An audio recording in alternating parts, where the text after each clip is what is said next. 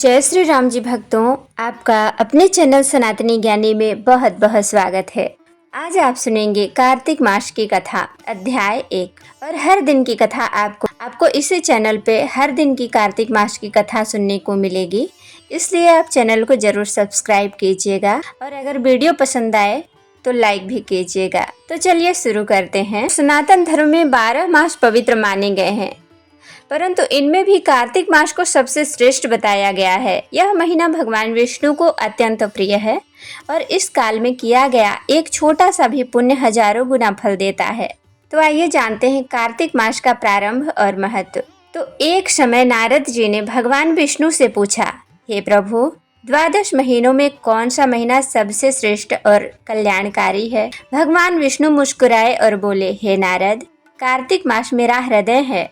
इस मास में जो भक्त ब्रह्म मुहूर्त में स्नान करता है, दीपदान करता है और तुलसी की पूजा करता है, उसे जन्म जन्म के पापों से मुक्ति मिलती है। भगवान ने कहा, इस मास में जो व्यक्ति हर दिन एक दीप भी जलाता है, वह मृत्यु के बाद विष्णु लोक में जाता है। जो दान करता है उसका धन कभी भी नष्ट नहीं होता और जो हर दिन तुलसी के पास दीपक जलाता है, उसके पास लक्ष्मी माता की कभी कमी नहीं होती है।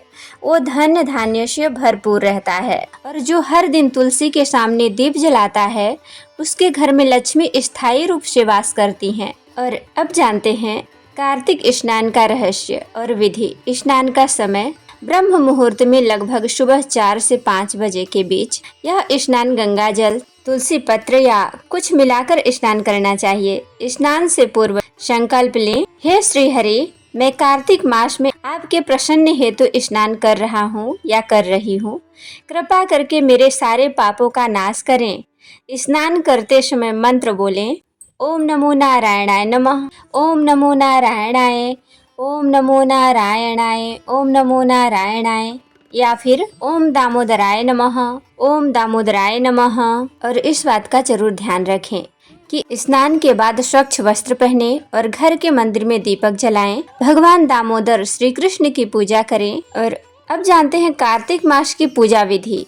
पूजा सामग्री: तुलसी पत्ता, पंचामृत, दीपक, घी, धूप, अक्षत, पुष्प और जल। पूजा विधि: भगवान विष्णु या श्री कृष्ण की प्रतिमा को स्नान कराएं, पंचामृत अर्पित करें, धूप, दूध, दही, शहद, घी और शक्कर से तुलसी पत्र चढ़ाएं, यह भगवान को सबसे प्रिय है।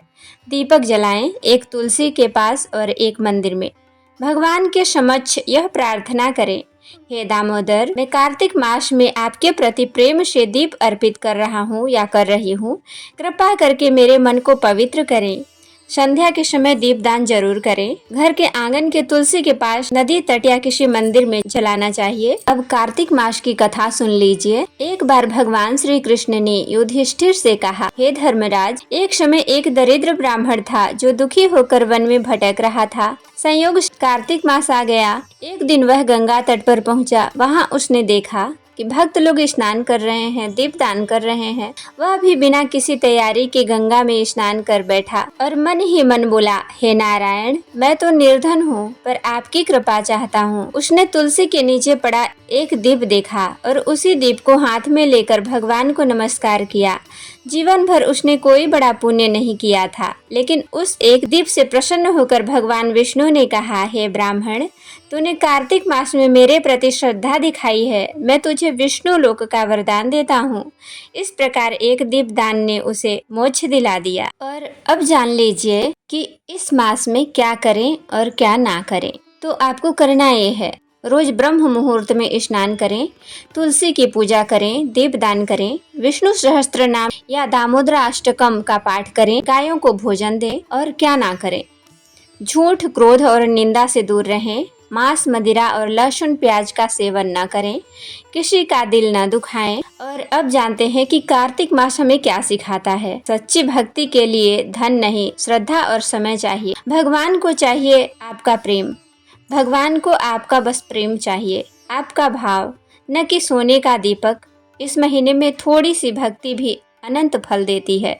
तो भक्तों, जो भक्त कार्तिक मास में स्नान, पूजा, दान, दीप दान करता है उसे भगवान विष्णु स्वयं आशीर्वाद देते हैं। आप भी इस कार्तिक मास में रोज तुलसी के पास दीपक जलाएं और ओम दामोदराय नमः, ओम दामोदराय नमः का जाप करें। आपका जीवन निश्चित रूप से पवित्र और मंगलमय होगा। जय श्री हरि, जय दामोदर। तो भक्तों, अगर आज की वीडियो आपको पसंद आई होगी तो लाइक, शेयर, कमेंट जरूर करें और सब्सक्राइब भी कर लें और बेल बटन को जरूर प्रेस करें। इससे ये होगा कि जैसे ही वीडियो अपलोड होगी तो आपके मोबाइल में नोटिफिकेशन आ जाएगा। तो फिर मिलती हूँ ऐसे ही नए वीडियो के साथ। और कार्तिक मास की हर दिन की कथा आप सुन सकते हैं मेरे सनातनी ज्ञानी चैनल पे। जय श्री राम जी, जय श्री राम जी। भक्तों, आपका दिन शुभ हो। फिर मिलते हैं ऐसे ही इंटरेस्टिंग वीडियो के साथ।